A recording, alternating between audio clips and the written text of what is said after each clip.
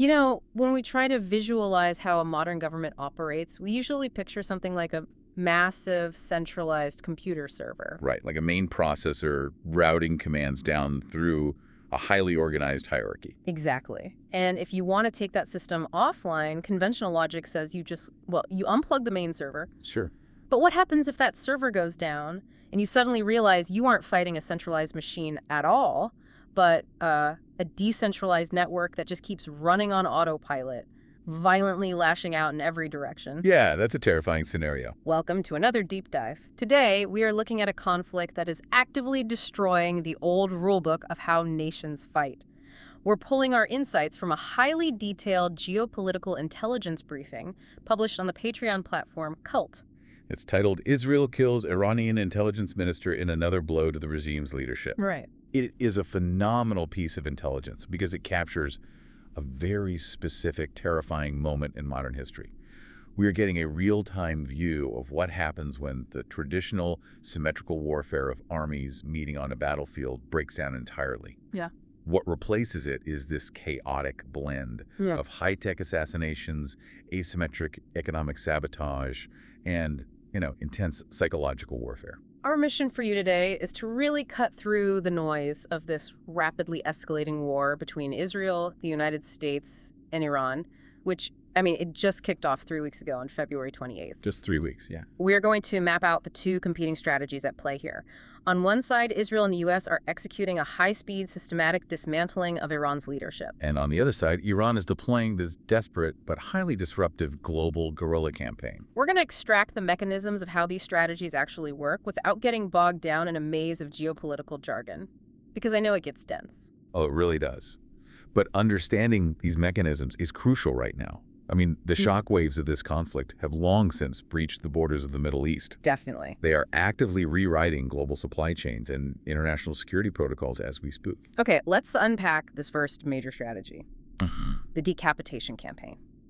We really need to start at the very top of the command chain. Right. The war began on February 28th with the assassination of Iran's supreme leader, Ali Khamenei. Which was just a massive shock to the system. Huge. And fast forward to today, and U.S. intelligence indicates the new supreme leader, Muqtada Khamenei, is actually wounded. So the reality on the ground is that it is fundamentally unclear who is actually running the Iranian state right now. Which, creates a staggering vacuum of power for a country that has spent decades centralizing its authority. Right. And rather than pausing to see how the regime reacts to that vacuum, the Israeli military is aggressively accelerating the pace of these strikes. Yeah, the timeline of just the last 48 hours is relentless. On Tuesday, Israel eliminated Ali Larijani. Officially, his title is head of security. But in practice, he was the architectural backbone of the regime's internal operations. A massively important figure. Yeah, and that same day, they killed Gholam Reza Soleimani, the commander of the Bassis militia. Then, on Wednesday, Intelligence Minister Esmail Khatib was taken out. And Iranian President Masoud Pezeshkian actually confirmed Khatib's death himself on X. Right, and losing the intelligence minister isn't just some symbolic blow. Khatib had overseen all global covert operations and espionage since 2021. Exactly. So, looking at this pace, I have to ask about the underlying logic here. Is Israel treating the Iranian leadership like a Jenga tower? Like believing that pulling enough pieces will cause the whole structure to collapse? Or are they fighting a hydra where new leaders just keep stepping in? Well, the tactical shift we are seeing suggests the Jenga theory. Exactly that. They are forcing a structural collapse by removing the regime's ability to process information and issue commands. But the how is even more significant than the who. To achieve this speed, Israeli Defense Minister Israel Katz and Prime Minister Benjamin Netanyahu have instituted a massive policy shift. What kind of shift? They have essentially handed their military a blank check. The army is now authorized to eliminate any senior Iranian commander the moment the net has closed, without needing to seek final political approval. Wait, really? If you remove the political bottleneck, doesn't that fundamentally change the whole nature of the military operation? Oh, absolutely. Normally, assassinating a foreign minister requires days of intense debate. You have to weigh the diplomatic fallout, you consult allies, analyze the optics. That is precisely the friction they have eliminated. By removing that political layer, a strategic diplomatic maneuver becomes a purely tactical algorithm. Wow. Yeah. Defense Minister Katz explicitly stated that no one has immunity in Iran, and everyone is a target. From an operational standpoint, this is the industrialization of targeted killing. There's a conveyor belt. Basically, a drone operator or field unit identifies a high-value target, the biometric intelligence is verified, and the strike happens immediately. They're trying to pull the leadership structure apart faster than the regime can legally or functionally replace those individuals. Here's where it gets really interesting, because we need to look at the cascading effects of that speed. If you are systematically vaporizing a nation's command structure, you aren't just destroying human capital. You're waging a massive psychological war on the home front. Exactly. Put yourself in the shoes of an Iranian soldier or like a volunteer enforcer on the street. If your untouchable, top-tier commanders are suddenly vanishing overnight, the sheer uncertainty of that has to be paralyzing. It creates a profound operational paralysis. And the regime understands this vulnerability, which is exactly why their counter-messaging is so aggressive right now. Right. During the public burials in Tehran for Lauriani and Soleimani, the state's messaging focused exclusively on projecting stability and demanding revenge. Right, the whole bloodlust rhetoric from the Revolutionary Guard framing Larijani's death as a national awakening. Exactly.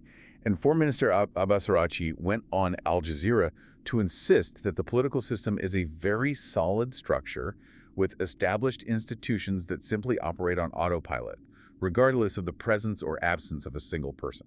He's desperately trying to project normalcy. But, okay, let me push back on the reality of that solid structure. Go for it. Because Israel isn't just targeting guys in expensive suits in Tehran, they are explicitly hunting down the Basij. Right. This is a massive 1 million strong volunteer force. Israel is bombing their neighborhood checkpoints. They even dropped a bomb on a tent where Basij commanders were meeting after those commanders had already fled their main headquarters in absolute terror. Which is wild. And Israel estimates they have killed between 4,000 and 5,000 members of the Iranian security forces so far. And that specific focus on the Basij is a highly calculated psychological maneuver, not just a military one. This is a crucial distinction. Because conventional wisdom in warfare dictates that if you bomb a country, the civilian population unifies. It's the classic rally around the flag effect. Usually, yes. But Gholam Reza Soleimani, the head of the Basij who was killed on Tuesday, was silently hated by millions of everyday Iranians because he spent years violently suppressing domestic protests. Yeah, the Basij are the enforcers of the regime's strictest, most oppressive domestic rules. So by focusing on them, is Israel deliberately trying to exploit existing social fractures? It feels like they're trying to trigger internal defections rather than just purely degrading military hardware. This raises an important question, and that is the exact wedge they are trying to drive into the system. Yeah. There's a massive difference between attacking a beloved national army that defends a country's borders and attacking an internal security force whose primary job is policing its own citizens. That makes sense. Israel's calculation is twofold. First, they want to completely demoralize the rank-and-file Basij volunteers by demonstrating that their commanders are powerless to protect themselves, let alone their subordinates. Bombing a commander while he is actively fleeing sends a very clear message. Yeah, nowhere is safe. Second, by dismantling the state's primary mechanism for internal repression, Israel hopes to strip away the regime's control over its population, ideally sparking those domestic defections. But have we actually seen that happen yet? Objectively, no. While the strategy is designed to cause a collapse from within, there have been no credible reports of mass defections yet. What we are watching is a live, high-stakes stress test. Right. It's Israel's campaign of psychological demoralization versus Iran's claim of unshakable institutional stability. So if you strip a nation of its conventional army and assassinate its leaders, they don't just surrender, they are forced to change the rules of the game entirely. Which explains the terrifying nature of Iran's retaliation. To understand how Iran is striking back, you have to understand the current state of their military. Yeah, U.S. Director of National Intelligence Tulsi Gabbard assessed that the Iranian regime is intact but significantly weakened. Right. The critical detail in her assessment is that Iran's conventional military power projection is virtually destroyed. Which is a huge statement. It really is. When a state loses its conventional capabilities, meaning it can no longer deploy fighter squadrons, coordinate tank battalions, or launch massed infantry assaults, it abandons symmetry. It shifts entirely to asymmetric warfare to cause maximum disruption with whatever tools it has left. And right now, those tools are missiles. Iran is continuously launching barrages against Israel. The air raid sirens are just a constant reality in Jerusalem and Tel Aviv. A daily occurrence. And this carries a deeply tragic human cost. A recent strike in Ramat Gan killed an elderly couple who simply couldn't make it to a reinforced shelter room in time. That's awful. Yeah, it brings the Israeli civilian death toll in this specific 3-week conflict to 14, following an earlier strike in Beit Shemesh that killed 9 people. It is a stark reminder of the reality on the ground for civilians. However, gauging the actual military effectiveness of these barrages is incredibly difficult. We have a massive blind spot regarding the damage to Israeli military infrastructure. Right, because of the strict military censorship in Israel right now, the press is legally prohibited from reporting on or even photographing the impacts of these missiles on military bases or revealing where the interceptor missiles are being launched from. Exactly. We only really see the civilian tragedies because those are impossible to hide in a modern, connected society. But what we do know, and what is absolutely critical for you to understand, is the specific type of weaponry Iran is relying on here. They are heavily utilizing cluster bombs. And we need to maintain strict impartiality here. Yes. The intelligence briefing explicitly notes that Israel has also utilized these same internationally banned weapons in Gaza and Lebanon. But currently, the Israeli army estimates that half of the missiles Iran is firing are cluster munitions. Let's break down why a degraded military relies on this specific weapon. Because a cluster munition isn't a precision tool. It is designed to open in midair and scatter dozens, sometimes hundreds, of smaller explosive submunitions across a massive area. Right, you don't aim a cluster bomb at a specific radar dish. You blanket an entire postal code. In just one night, these submunitions caused damage across 15 different locations in central Israel. Wow. Yeah. If your conventional military is virtually destroyed and you lose the capability for highly precise guided strikes, you resort to weapons of area denial and indiscriminate terror. It is a tactical compensation for a lack of precision. It is the ultimate weapon of an asymmetric guerrilla war. Yeah. And Tehran is proving that despite 3 weeks of devastating losses against the combined might of Israel and the U.S., they retain the capacity to inflict severe pain. But they are not limiting that pain to Israel. The intelligence explicitly defines Iran's current posture as a global guerrilla war. Yeah. They're actively bombing a dozen different countries, primarily in the Gulf, simply because those nations host U.S. military bases. Which expands the lens of this deep dive massively. Like, why would a weakened Iran, a country fighting for its survival, intentionally widen the war and attack a dozen other sovereign nations? It sounds counterproductive. It feels totally counterintuitive until you look at the economics. Iran isn't just firing missiles out of blind revenge. They are systematically weaponizing the global economy. If we connect this to the bigger picture, they're leveraging their geography because they know they cannot win a conventional shootout. The most critical piece of that geography is the Strait of Hormuz, one of the most vital arteries for global oil shipments, which Iran is now actively blocking. Huge. They're achieving a disproportionate global impact with very limited asymmetric resources. And the physical energy infrastructure is taking direct hits. Israel and the U.S. launched a combined attack on a gas refinery in Iran's South Pars Special Economic Zone. Right. This isn't just some random facility. The South Pars field holds the world's largest natural gas reserves, and it actually shares a border with a massive extraction zone utilized by Qatar. If you hit that, you aren't just damaging Iran, you are sending shockwaves through the entire global energy market. And the market reaction was instantaneous. Following that refinery strike, the price of Brent crude oil spiked 5.5% to $109 a barrel. Wow. Simultaneously, the price of European TTF gas rose 6.6% to 55.5 per megawatt hour. So what does this all mean? To translate that out of economic jargon, TTF gas is the benchmark pricing that dictates European utility bills. Right. When that spikes by nearly 7%, that means factories in Germany might have to slow down production, and average citizens across Europe are suddenly facing exorbitant heating bills heading into the winter. It feels like Iran is effectively holding the global economy hostage. Is that basically it?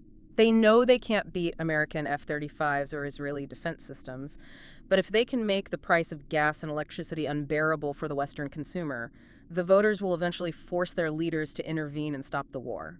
That is the exact macroeconomic calculation they are making. We're watching a war of completely inverted timelines. Israel and the U.S. are operating on a compressed sprint timeline. Right, trying to end it fast. They are rushing to induce a rapid structural collapse of the Iranian regime through this high-speed decapitation campaign.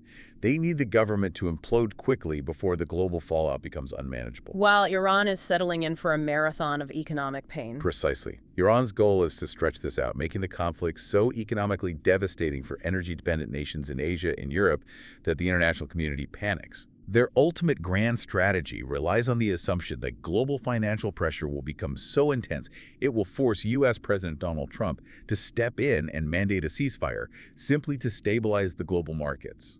Squeeze the world's wallet until the world begs for the war to end. Man, it is two completely different paradigms of warfare happening in the exact same geographic space. It really is. Let's pull all these threads together. Today, we've mapped out a highly complex, rapidly evolving conflict that defies the old rules of engagement.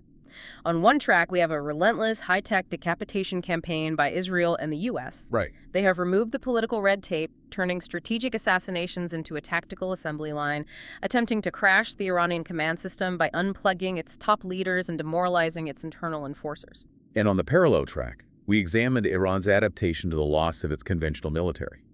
We looked at how a degraded force shifts to global guerrilla tactics, utilizing indiscriminate cluster munitions to terrorize populations while simultaneously blockading the Strait of Hormuz and bombing Gulf nations to choke global oil and gas supplies. They're just trying to cause enough economic pain in Europe and Asia to force the United States into demanding a ceasefire. It is crucial to remember why this matters directly to you. Absolutely. This isn't just a distant geopolitical chess match playing out on the evening news.